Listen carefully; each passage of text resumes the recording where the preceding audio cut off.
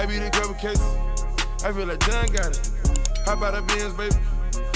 Salut tout le monde, j'espère que vous allez bien. Alors aujourd'hui on est à l'épisode 3. Je vous avoue que j'avais préparé un sujet, mais que j'ai décidé de décaler parce que ce matin je me suis réveillée en regardant un TikTok et je me suis dit go en faire un sujet de vidéo aujourd'hui parce que je trouve archi intéressant. En fait ce matin je suis tombée sur un TikTok d'une créatrice de contenu qui parlait un petit peu de la pression enfin pas la pression mais plutôt l'obligation de la femme noire à devoir être une baddie. C'est pas un problème d'être une baddie. Le problème il va venir quand en fait elle peut pas être autre chose qu'une baddie. Pour moi ça soulève un autre point important, c'est le problème de l'identité quand t'es noire. Et ça c'est quelque chose que je voulais aborder aujourd'hui. J'ai commencé à me maquiller assez tôt. Je pense que j'ai commencé à me maquiller déjà j'avais 13-14 ans. Je suis une 99 fin d'année. Quand je dis que j'ai commencé à me maquiller à mes 14 ans, c'est que j'ai commencé à mélanger fond de teint plus clair et fond de teint de ma couleur de peau pour le mettre en dessous de mes yeux pour avoir un effet un peu contouring crari. Et vraiment en 2014, si on vous remet un petit peu le truc, c'est un peu tout ce qui revient un peu maintenant, hein. C'est genre en mode de c'était le prime de Fanny Guécha, le prime de Chloé Kitembo, Miracle Watt, Laira Galore, il y avait qui d'autre encore, Cash Doll. Genre j'ai vraiment grandi avec tout ça et vraiment je les regardais avec des étoiles dans les yeux. Genre je voulais me maquiller comme elle, je voulais me coiffer comme elle. Carrément ça me donne le sourire rien que d'en parler comme ça genre. Et aujourd'hui je me rends compte que j'ai grandi avec ça et c'est grave cool parce que genre en mode j'ai vraiment eu la sensation de pouvoir être entre guillemets moi-même sans avoir quelqu'un au-dessus de moi qui me dit ouais Naomi c'est ci, c'est comme ça. C'est les rats où vraiment elle est light skin curly mais à leur prime de baiser genre en mode mais si en plus t'étais light skin curly t'as les yeux clairs mais oublie.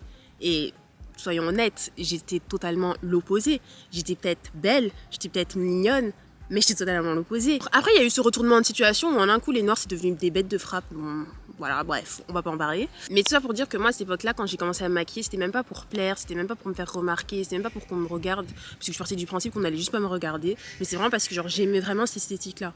Là où c'est devenu un problème pour moi, personnellement, en tant que genre en mode baddie, il fallait que je sois apprêtée H24. Je veux dire, on parle d'une époque où genre en mode quand j'allais à l'école, je me maquillais tous les jours. Et en plus après, je suis partie en cacahuète parce que genre on a découvert la banana powder. Je sais pas si vous voulez la banana powder, c'est genre c'est un peu le OG de la poudre Huda Beauty qu'on met aujourd'hui pour fixer notre make-up. Carrément, j'étais arrivée à un stade où genre je me sentais négligée si j'étais pas apprêtée de cette manière-là. C'est problématique. Je trouve que l'idée de se mettre dans des cases, je trouve ça archi débile, je trouve ça archi con, je suis pas trop fan du concept. Maintenant, si on veut jouer à ça, il n'y a pas de souci. Pourquoi est-ce que nous, on n'a pas le droit d'avoir des exemples de femmes noires de la trentaine qui est genre autre chose que une baddie? Parce que la vérité, c'est que c'est ça.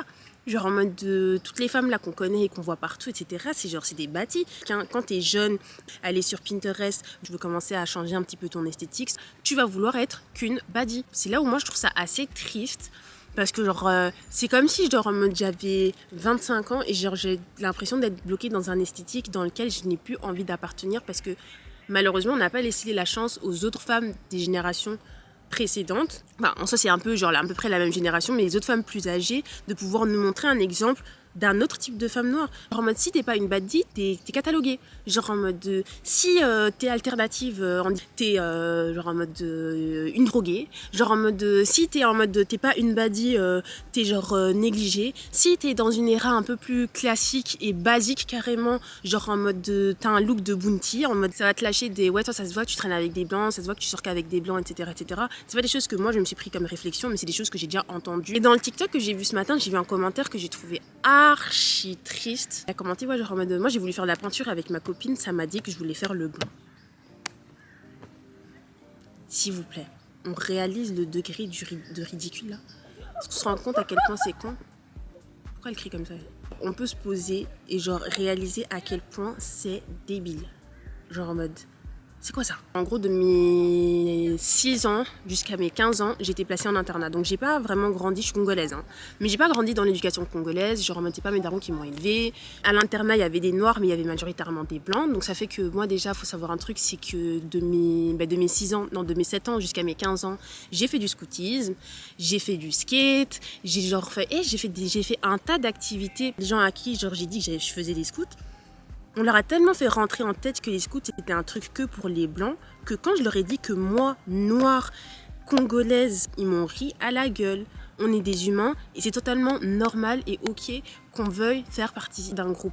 Mais qu'est-ce qui se passe quand on est rejeté de notre propre groupe? Genre en mode... C'est la merde, genre en mode... Donc ça veut dire que pour pouvoir être accepté, pour pouvoir être à l'aise avec son identité, etc., faut juste être la baddie qui ferme sa gueule et qui ne dit rien, crari, genre, mais qui quelque part doit quand même traîner avec des noirs et qui doit pas parler d'une certaine manière parce que du coup ça fait bounty, qui doit pas genre en mode de faire certaines activités parce que ça fait un peu genre blanc, genre, il y a un problème. La femme noire, elle a le droit d'être plusieurs choses différentes. Elle peut être une fusion de différentes choses. La conclusion, c'est que franchement, je trouve que j'ai grave eu la chance de pouvoir avoir un esthétique que je n'ai pas genre forcé en quelque sorte, genre en mode qui me plaisait réellement et sincèrement et qui m'a grave aidée parce que ça m'a permis d'être acceptée dans pas mal de cercles, mais à la fois, si je dois aller au-delà de l'esthétique, mais plus rentrer en profondeur au niveau de ma personnalité, j'ai eu l'impression de devoir un peu genre gommer certains aspects, etc. C'est grave triste parce qu'en fait, je me suis fermée à plein de choses et genre en mode... Enfin bon, là aujourd'hui j'ai 25 ans, genre en mode de me retrouver, etc., et de redevenir un petit peu la moi de mes 15 ans. Et j'avais vu un TikTok d'une nana qui disait que peut-être qu'à 25 ans, la clé du bonheur, c'était de retrouver la soi de ses 15 ans. Oui. Et pas mal de filles, genre en mode dans ma famille, qui sont beaucoup plus jeunes, qui seront amenées à devoir se découvrir, etc., etc. Et j'ai envie de leur faire comprendre que en fait, vous n'avez pas à travestir en fait votre personnalité pour pouvoir être accepté dans tel ou tel cercle.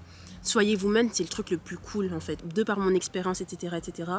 Moi, je suis désolée, mais pour moi, il y a un problème et c'est quelque chose sur lequel il faut qu'on travaille. Aujourd'hui, on a des nièces, des neveux, des cousins, des cousines qui vont grandir, qui seront amenés à devoir faire leur place dans la société, qui seront amenés à devoir s'affirmer, avoir confiance en eux, etc., etc. Demain, ça sera potentiellement vos enfants. Donc c'est à nous de montrer le bon exemple, en fait. On est obligé de le faire. On ne peut pas être égoïste et se dire qu'en mode on s'en fout, etc., etc. C'est quelque chose à faire. Parce que sinon, demain, ce sera des personnes que vous aimez, que vous chérissez, que vous avez vu grandir, que vous allez devoir voir et devoir gérer. Parce qu'en fait, ils ont pris le chemin d'être insécures au lieu de juste avoir pris le chemin de s'affirmer. Moi, je ne suis pas afro-américaine, totalement déconnectée de mes racines noires et africaines. Je les connais et je ne veux pas choisir de les effacer parce qu'au sein de ma communauté, genre, je suis soi-disant pas assez noire. C'est ridicule. On dirait qu'on a oublié qu'on pouvait être multiple, genre en mode qu'on pouvait être complexe, qu'on pouvait être une fusion de différentes...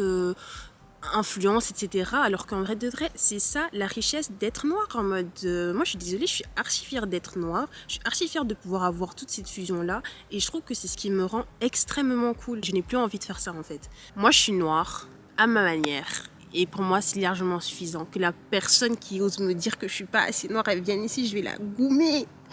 Non, je rigole. Si vous pensez à vouloir gommer un petit peu votre côté noir en vous, sachez que dans les autres communautés, vous serez rien d'autre qu'un noir. Donc autant s'assumer, autant être soi-même. En tout cas, on se retrouve demain pour une nouvelle vidéo. Et je vous fais de très très gros bisous. Allez les noirs!